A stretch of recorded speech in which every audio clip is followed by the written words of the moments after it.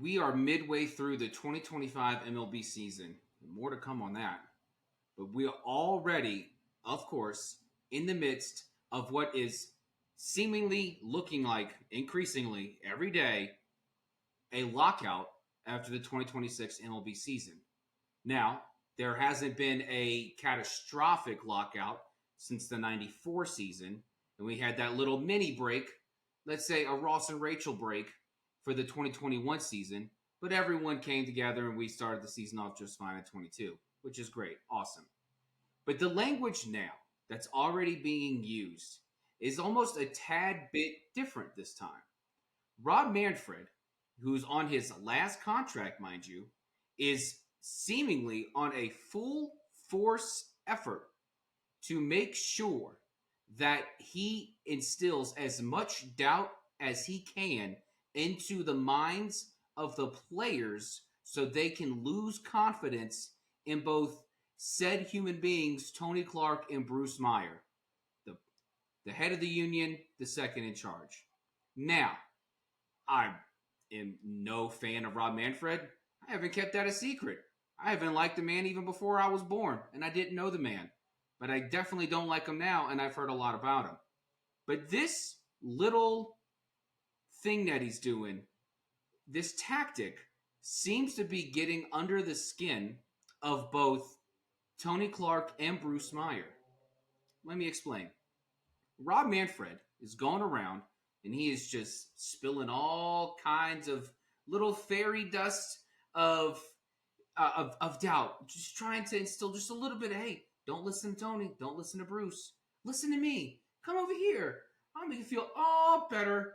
We're like the little fairy in Tommy Boy, little warranty fairy.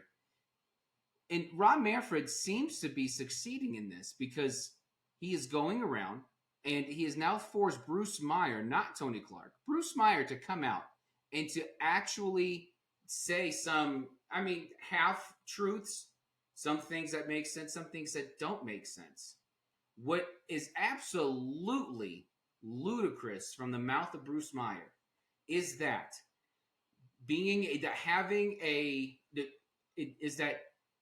there has money has had nothing to do with being able to instill or create a champion in the World Series over the last 26 years.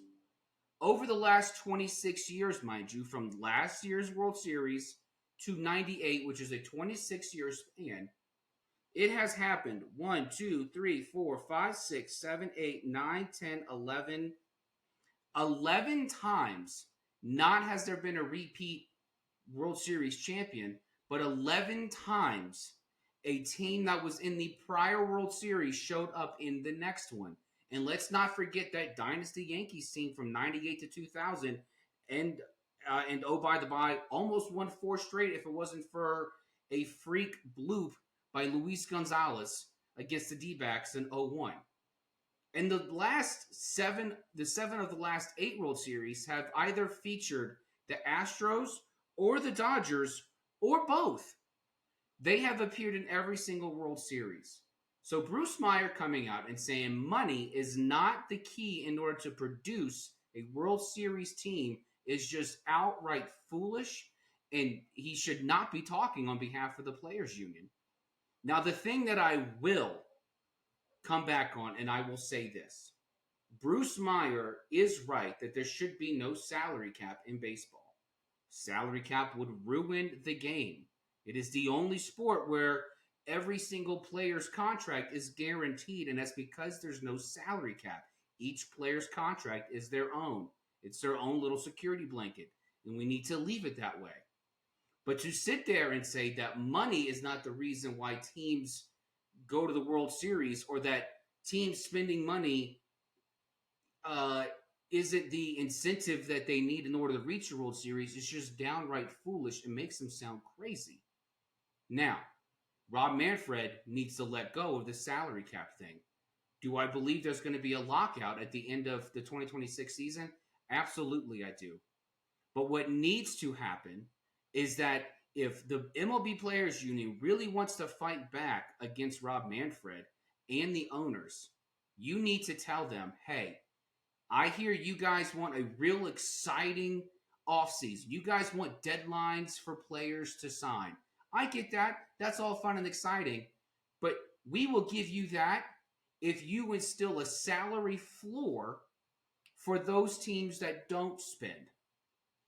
It hasn't been since the 2015 Kansas City Royals, where a bottom 15 team in spending has actually made the World Series, and they made it twice. So you can catch lightning in a bottle, but it's not necessarily going to happen every single year, and it's not a guarantee. Far from it. But if Bruce Meyer wants any kind of confidence to be extended to him from the players, then Anthony Clark, for that matter, they need to tell the owners and Rob Manfred, we will give you what you were looking for in terms of a fun off season, an exciting timeline of player signages. But you need to give us a player floor. You need to give us a salary floor for the teams that do not spend. And Bruce Meyer needs to let go of this idea that spending money is not the driving force behind teams who are trying to win the World Series, because it's just not true. Now, there will be a lockout, like I've said, but in order for both sides to really come to an agreement here and to not cause a catastrophic lockout like they did in 94, which didn't really heal until the summer of 98 because of McGuire and Sosa, the cap was the primary reason for the lockout in 94, and they cannot allow history to repeat itself. Cooler heads need to prevail. Give the fans what they want. Give the players what they want. And make the owners actually see the light at the end of the tunnel. Guys, it's Thursday, Friday Junior, and this is your weekly edition of Box Scores and Bourbon. Look at the box scores. Box Scores and Bourbon. We check each other's box scores and scores online. Baseball, box scores. So football, baseball, basketball, soccer, hockey. Box scores and bourbon. Well, I don't know where Manny is. He disappeared about, 2 minutes into the monologue. I don't know what he's doing.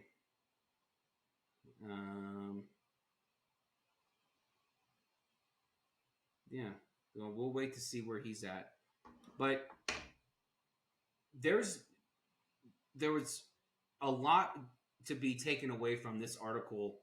I believe it was by Evan Drellich in The Athletic, and it was really a recap of an interview Bruce Meyer, the second in charge of the Players Union, had on the podcast Foul Territory. And it was very interesting, the wording he used, especially when it comes to money, and how money is not team spending money is not the driving force when it comes to them trying to win a World Series, when it absolutely is.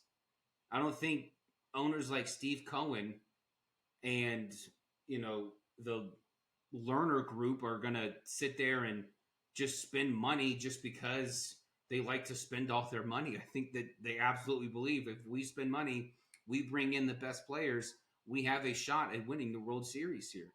It's proving somewhat true for the Mets this year, and the Dodgers are always in the conversation. Again, since 2017, the Dodgers have been in 7 of the past 8. No, phrase that. The Dodgers or the Astros have been in 7 of the last 8 World Series. The Dodgers have been in it 1, 2, 3, 4 times. The Astros 1, 2, 3, 1, 2, 3, 4 times.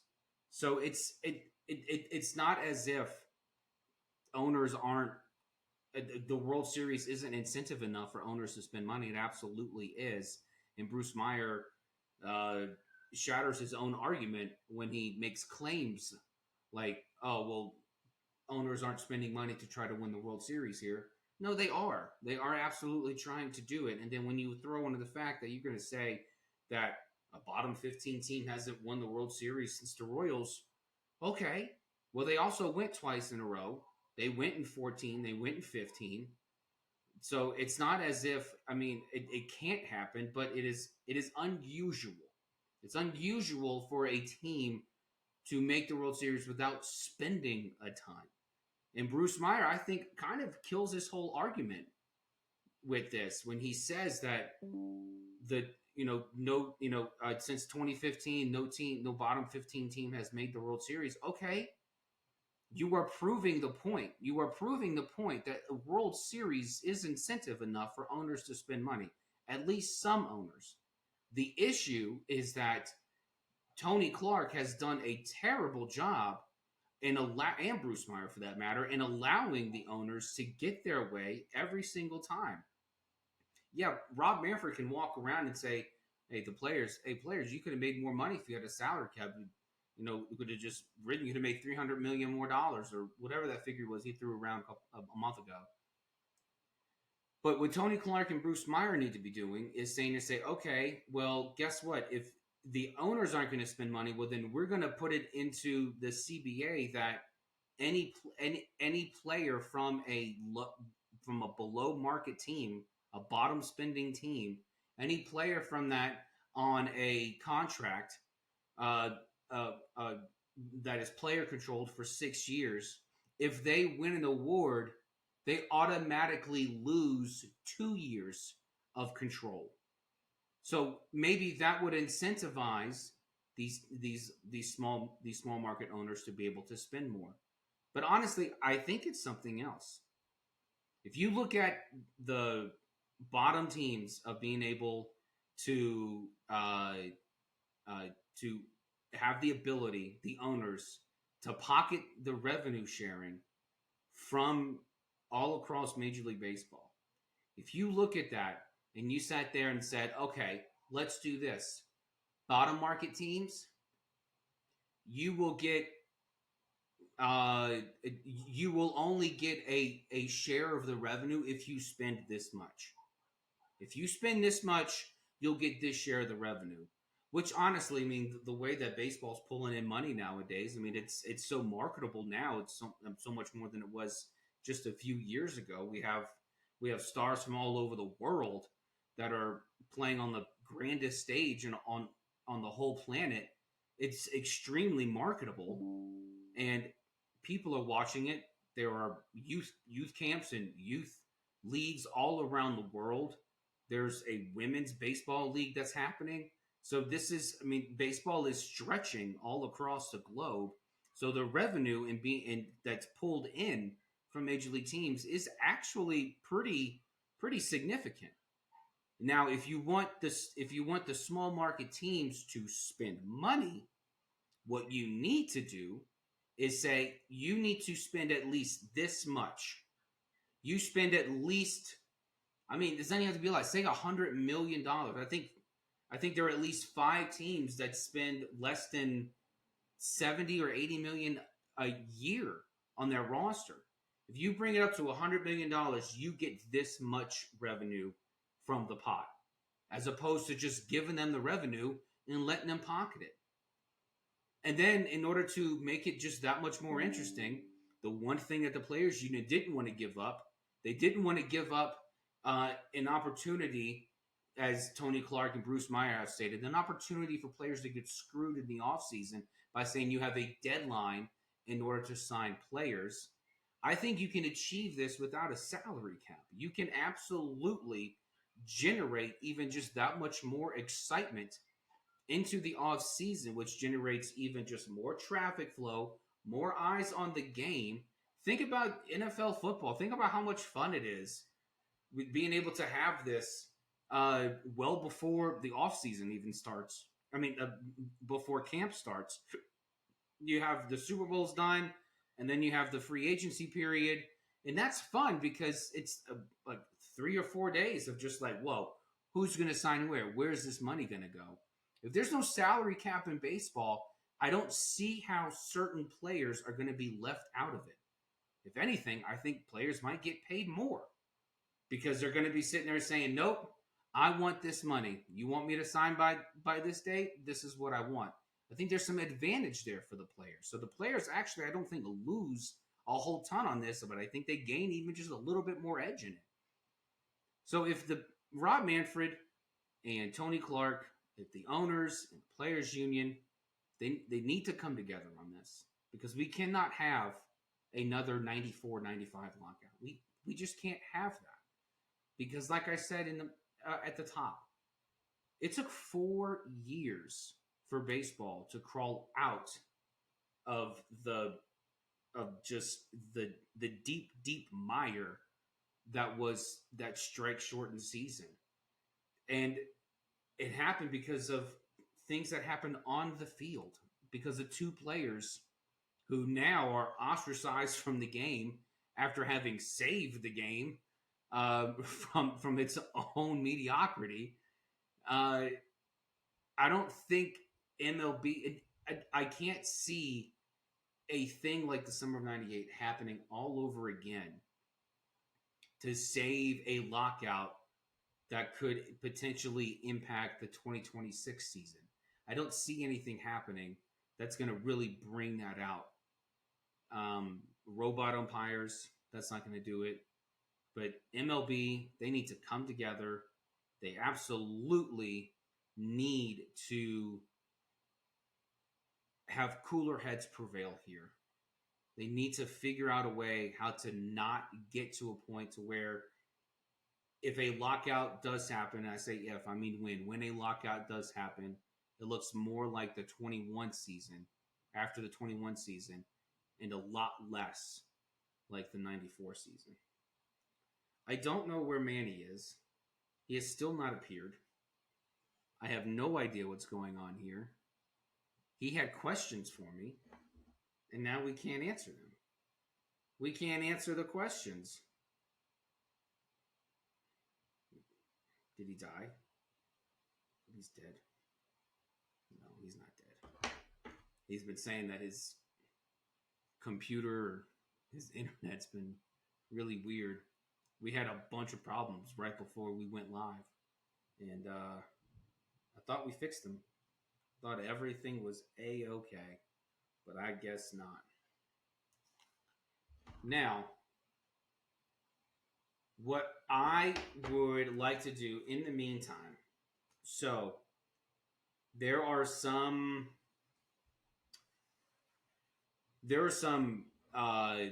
with the deadline coming up. There were some. I was looking at just contenders, and and then teams that are probably going to be sellers or might be sellers. One of these trades might not work as well anymore, just because of how well they've been ever since. How well they played since they traded Devers, which of course is the Red Sox. But I want to start with a potential deal between the Yankees and the Pirates. Now, mind you, none of this is coming from any source. It's not grounded in any sort of a probability. This is just me as a fan looking at what's going on in the baseball landscape between contenders and sellers and how they can both benefit one another. I look at the Yankees and Pirates, for example. So,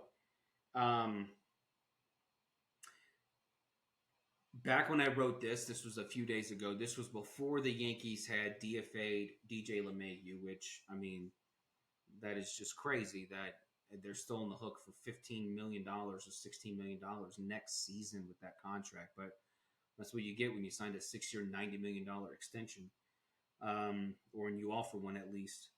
But the Yankees need two things. So now that DJ's gone, and they really want to put Jazz back at the Keystone because that's his best position. No knock on him playing third, but second base is his position. And when I look at the Yankees, I see they need a third baseman.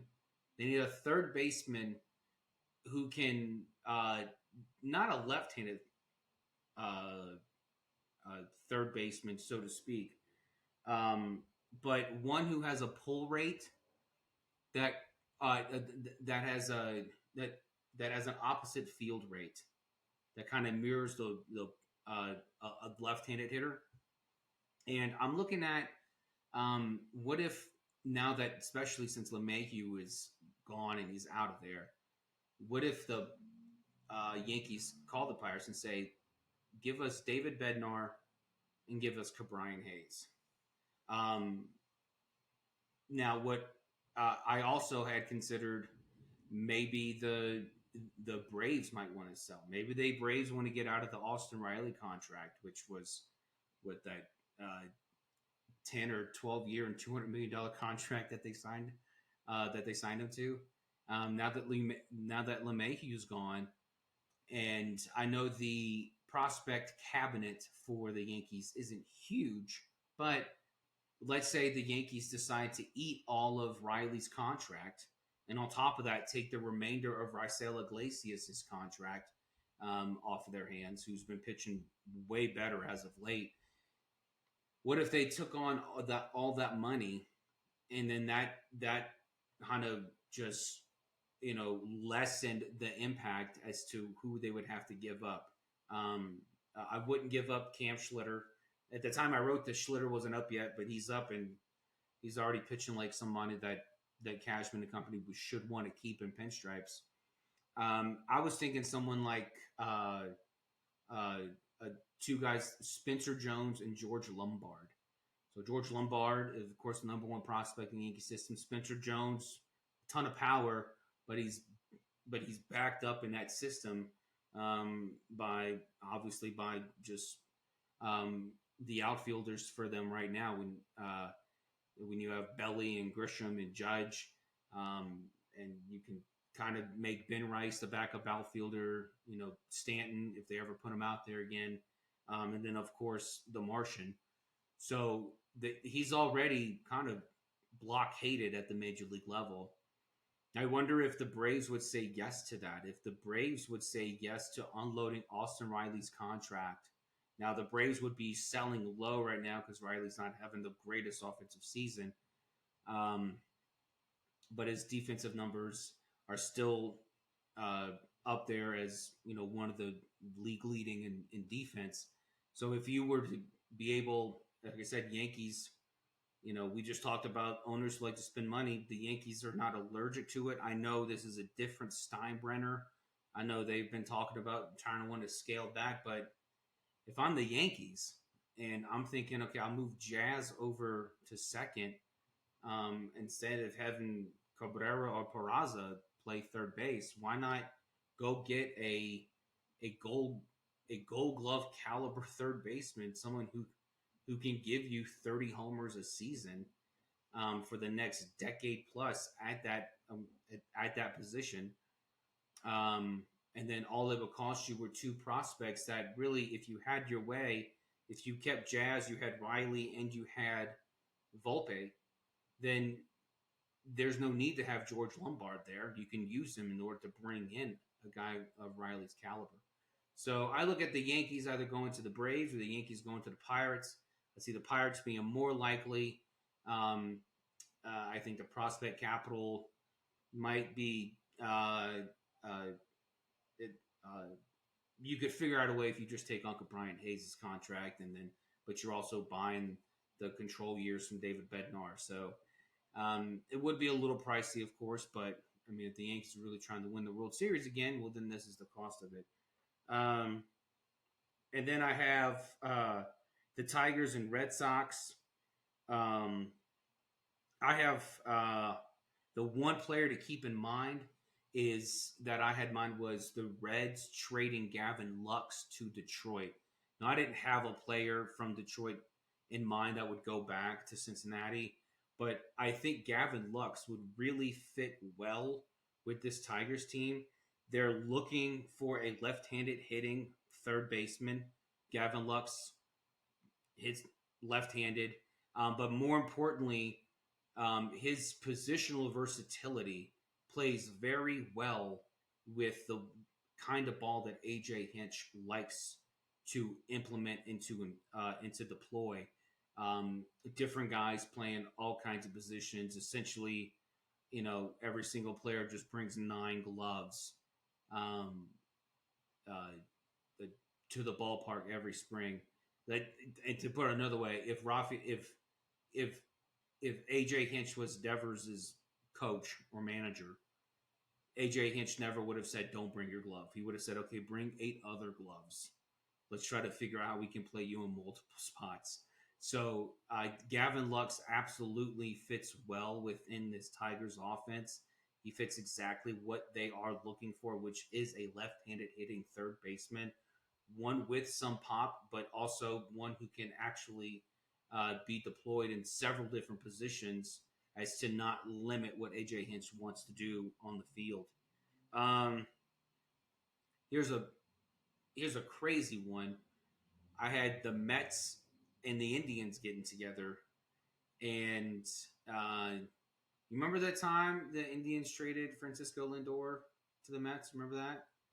What if the Indians did it again and traded Jose Ramirez to the Mets? The Mets' third base play is absolutely just atrocious. A bunch of deplorables out there, undesirables playing third base. I mean, it is bad. It is bad news right now. But just imagine what that lineup would look like if you had Lindor and Ramirez and Alonso and Soto. Um, it just kind of put that in perspective, especially in a year where Pete Alonso is batting well above his watermark, and he hasn't sacrificed any of his power. And Juan Soto, who's come on of late, and then of course Frank, you know, Mr. Smile himself, he's always producing at the top of that lineup. Imagine plugging Jose Ramirez in there and seeing what that could do for your offense. Um, and then the last one, I talked about the Red Sox earlier. And this came from Jeff Passan, was the idea of Alex Bregman being traded to Seattle.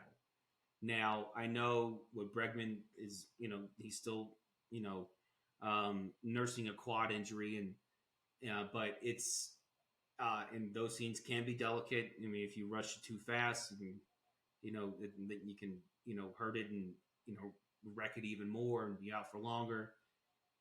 But the Mariners' third base position,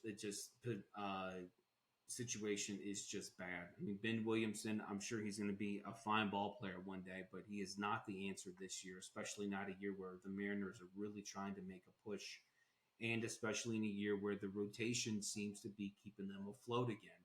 And I know there's a lot of talk about Alex Bregman not being a very desired, or maybe the word is a more pragmatic piece, given the structure of his contract. He's got 2 years at $80 million left on this deal after this season. But think about it this way: he's got an opt out at the end of this season. If he can go to a pennant race, a division race, where he's not only trying to win the division, but the team he's chasing is the team that just let him go in the Houston Astros. You're telling me Alex Bregman wouldn't just light up at the opportunity to be one of the key cogs in the machine that would just go out there and ruin the Astros' chances? I honestly don't see that. And so, and then if he does so well, like I can see him doing, then of course he's going to opt out. He has no qualifying offer attached to him. He can go out there and he can get the money. He can get the contract that he prefers while on the open market this off season. And so, but like I said, also before this exercise, this was at a time before the Red Sox had gone 12-10, I think, since they traded Devers. But more importantly, they've gone from 7 below 500 to 7 above 500. And so this is It's kind of a moot point. I don't think they're going to get rid of him. I think the Red Sox might try to maybe add some pieces. I think they're just right there at that level for the last wild card spot. Um, so I absolutely don't see that happening.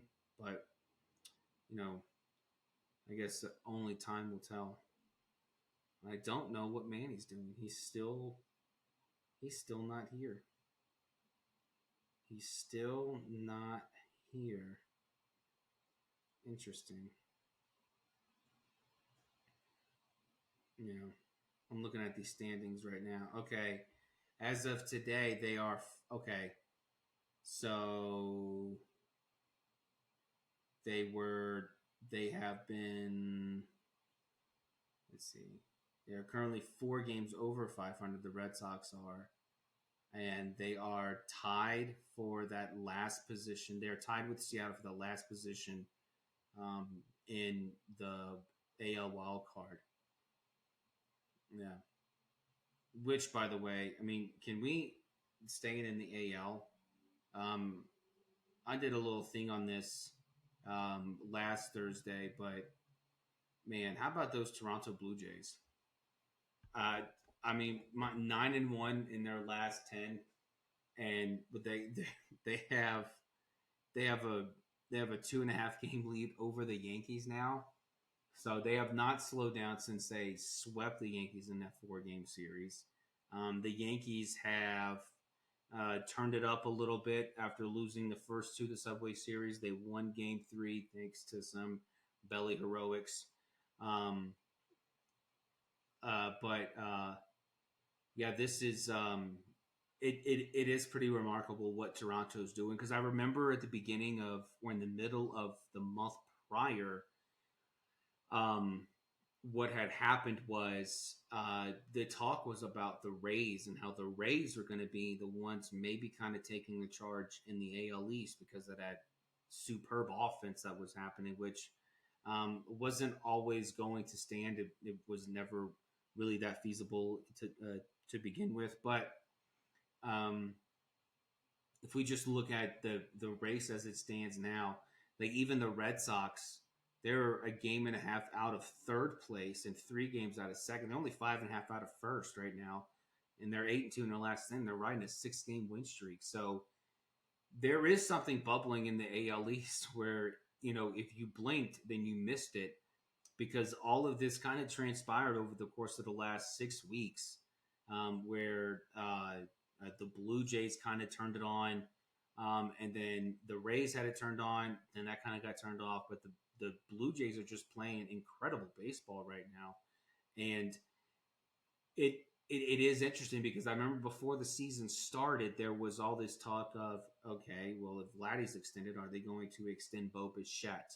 Are they going to trade him? Now, Bo Bichette had a terrible year offensively last season. He just was not himself at all last year. But now that everything's going hunky dory, and the Blue Jays are absolutely in it, you know, do the Blue Jays actually talk about maybe trying to lock up Bichette? I don't think you can get. I don't think Bichette's going to get nearly what he could have if he had decided to be locked up. Let's say 3 years ago, when he was hitting close to 300 and his OPS was above 800. But he's not having too bad of a season now, and it doesn't look like it's because of luck. Even his BABIP is below his career average, so he's hitting in high 270s. He's got 12 homers. He's got 4 stolen bases. He's still hitting mid 700 OPS, but for a guy that's only 27, who is a stalwart at their shortstop position, doesn't seem to miss a game. This is, I think, someone that the Blue Jays kind of say, okay, well, let's see if we can lock him up, but maybe we can get a better deal now that he's still trying to find his stride at the plate. And then to top it all off, when you look at the grand landscape of the AL, it's not just the AL East that the Blue Jays have a chance at winning. It is, and of course, look, this is all taken with a grain of salt. It's July 10th, so we haven't even hit the All-Star break yet. I know we're past the midway point of the games played part of the season, but we still have a whole second half of the season to play. We have the second half of this month, we have all of August, all of September, in the to get through. So a lot can absolutely change, just like it changed the last 6 weeks. But the Blue Jays playing the way they are, um, they are only a game out of the second best record in the AL right now, and that belongs to Houston, who is, they just lost 3 in a row, and so they're still comfortably in first place over Seattle. They got a 6.5 game lead over them. But the Blue Jays have because honestly, I don't think anyone's going to catch the Tigers. I think the Tigers end up winning with the best record in the majors. And I think a lot of that depends, too, is contingent on what they do at the deadline, especially with Jackson Jobe now doing Tommy John, and he's out. And they, like I said before, they really need a left-handed hitting third baseman, one with some pop. I think they'll figure it out. But the Blue Jays have a real shot at maybe even continuing this surge to be able to have, a chance to be one of the top 2 seeds in the AL. And especially the way the Yankees are playing now, the offense gets cold, and then the pitching is just not there. Whether it be, the 4/5 of the original rotation. Not 4/5, 3/5 the original rotation, opening the rotation are on the IL. And then you have the bullpen. Luke Weaver just hasn't looked like Luke Weaver. Devin Williams, I don't know what happened to Devin Williams. What the hell happened to Devin Williams? My theory is that it went away with the beard. I think the moment he had to shave the beard, I think that's when his flash and his dominance win. I think that's the strength. That was Samson's lock of hair. That was Chandler's third nipple. That was the source of his powers, was in that. But I want to look at something else now. So there is a very interesting case happening in Atlanta. So, and not a case as in a court case. This is a sports podcast. We're going to keep it light and keep it breezy. But Atlanta currently sits at 40-51. Okay. And their expected win-loss is 46-45. That is, and I tweeted about this last week, that is the greatest differential between expected win-loss and actual win-loss is 6 wins. When you look at what their expected is, they're a game over 500 when it comes to that. Without it, they are 11 games below 500. That's how big of a swing it is. And if they were to even just be at that level, they would be in third place, 5 games behind the Mets. And so, as opposed to 11 and a half. And that's just for second place. What I find interesting about the Braves is that,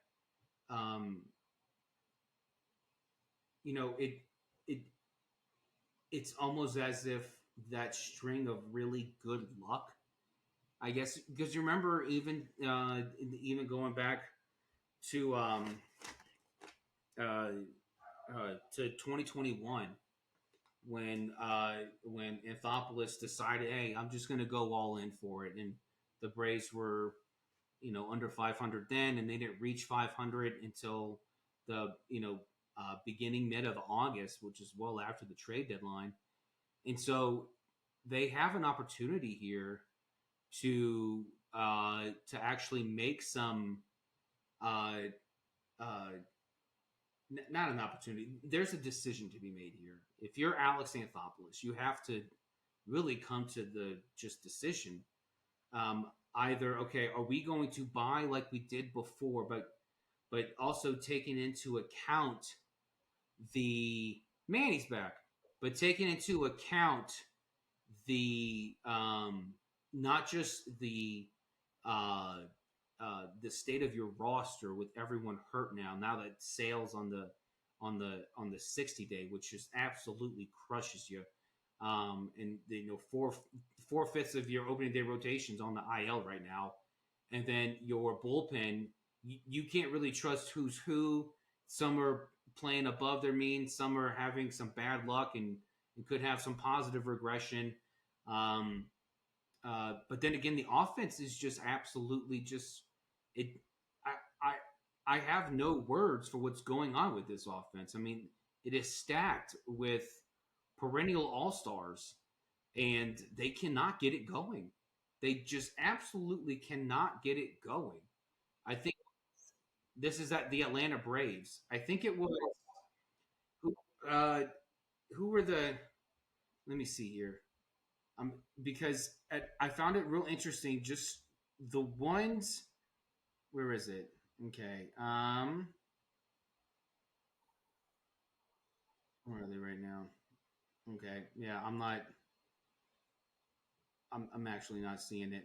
So, but yeah. Okay. So when you have Grant Holmes and you have Spencer Strider, who are going out there and they have to pitch nearly perfect in order for the Braves to win the game.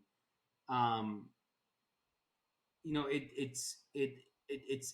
it's unsustainable if you have a roster that has the the offensive capability that it has, the potential at least what we've seen in the past 3 or 4 years. Um, I just don't see the Braves actually waking up and kind of coming out of an Indian hibernation or something. Like I don't, I just don't see it happen. Like I think this is the year the Braves' luck runs out, and I know, I was championing the Braves were going to figure this out, but even after Sean Murphy came back, even after Acuna came back, and Acuna had that hot stretch has fizzled. I mean, it has become a dud. Matt Olson, Ozuna seems to really be the only one that's kind of like maybe trying here, but Austin Riley's not hitting to his levels, and it's just, I hate to say it, but I honestly think that there's been too much, too fast, and too often that has gone wrong with this team this year. That even with the the the the the 6 game upswing between their expected win loss and their actual win loss, that's only if things were actually coming together, or two of the three things were coming together. But when your four-fifths of your rotation are on the IL, when you can't really trust the bullpen and you have no idea what you're going to get from the offense, and that's what. But the craziest part is that like these starters are pitching so great. Holmes and Strider are carrying this team on their back, and they're doing it by help of the defense.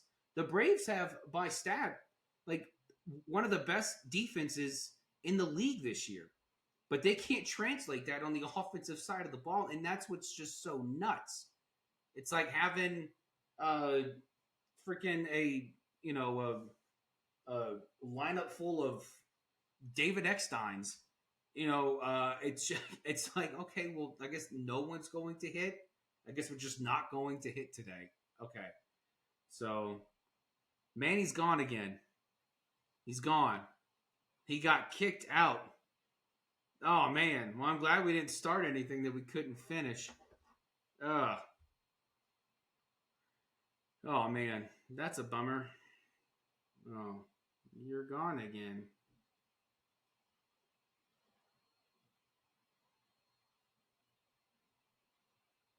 Yeah. Hmm. Well, I don't know what we're gonna do.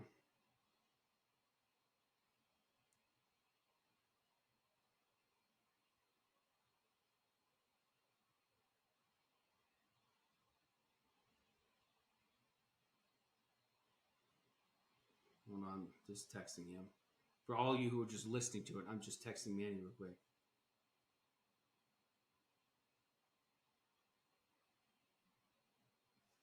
So, um, yeah, but when you have a team like the Blue Jays surging like they are, and then you have the Braves who just really can't figure it out.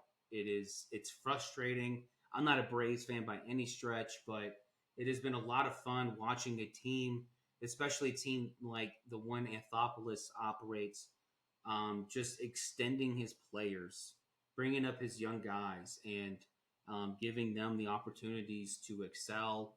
Uh, it it it has been um, it has been refreshing to be able to do that, and it kind of ties into just what we were talking about at the top. Is um, baseball needs teams to spend money. They need it. Baseball does not need a salary cap. Baseball needs owners who are willing to spend the money in order to put a product on the field that can be something close to perennial. Perennial as in we will be one of the last two teams standing. So this is uh, uh, this is good for baseball. This is I wish more teams would take a blueprint because I look at the Pittsburgh Pirates and I look at Paul Skeens. I look at poor Paul Skeens, who is just pitching absolutely out of his mind. Him and Zach Wheeler have nearly identical numbers this year. Zach Wheeler's got a little. He's definitely outgaining him in the strikeouts, but also he's outgaining him in the wins department. And the wins I know don't tell the whole story because of course it doesn't because Paul Skeens plays for the Pirates. But man, and in a year where Paul Skeens is pitching like this, it's really hard for me. And I think the more disappointing part of this is that we get to the end of the season and you have Zach Wheeler and you have Paul Skeens. Well, and they're nearly identical. Who are you going to give it to? I'm going to give it to Zach Wheeler because Zach Wheeler, not only is he, he's not twice Paul Skeens' age, but he's what 14 years older than Paul Skeens. So but Zach Wheeler is doing this, but he's getting the support. His team is clearly behind him. His ownership is clearly behind him. The front office is clearly behind him. And so if I'm going for a Cy Young Award winner and I have both of these things, but this one looks just so much more polished than this, then yeah, I'm gonna give it to Zach Wheeler. Now, if Paul Skeens was doing this still on the Pirates, but the Pirates were scoring enough for him to win ball games instead of wait until he leaves in a scoreless game to score one run in the seventh inning. If Paul Skeens was still on the Pirates, but he had the win record, it'd be pretty close. And then again, I would say, maybe give it to Paul Skeens because he was still dominating as it was. And you could make the case you can give it to Paul Skeens anyway because he's still out there and he's still pitching masterfully every 5 days, and yet he's got nothing to show for it. So I'm not saying it's a given. If it's a toss up between Zach Wheeler and Paul Skeens, especially now with Chris Sale on the IL, but you'd have to think the two front runners for this award now are going to be Paul Skeens and Zach Wheeler for NL Cy Young. So, but just owners need to spend money, and that's my point. If the Pirates would just spend money, go buy some offense. Okay, you got Mitch Keller, you got Bailey Falter, you got Paul Skeens. You have pitchers, you have a pitching staff there, but you have no offense. It's dreadful to watch. It's terrible baseball. So if owners needed any incentive to spend money, then make it the fans. But the fans, there's only so much they can do, and I don't see a lot of Pirates fans in there. And well, the Pirates still play baseball. So, folks, as you've noticed, Manny has been gone this whole time. So, I am going to. I have an idea for the two of him, for not two of him, for the two of us, to be able to still put out what we were going to discuss in this episode. This I was not supposed to be going solo for 50 minutes, but I did. Hopefully, I did well enough to keep your attention. But and if you stayed, then thank you. I'm incredibly humbled that you would stay and you would listen to me drone on and on and on about a sport that really, at the end of the day, we all love, but you know, it's still a game. But I am going to uh, end this episode, and then we're going to try to do something immediately following to be able to uh, uh, at least at least do one of the other segments that we had planned for this episode. So, with that, um, I am going to say good night until next time, which is hopefully in the next few minutes. And stay thirsty.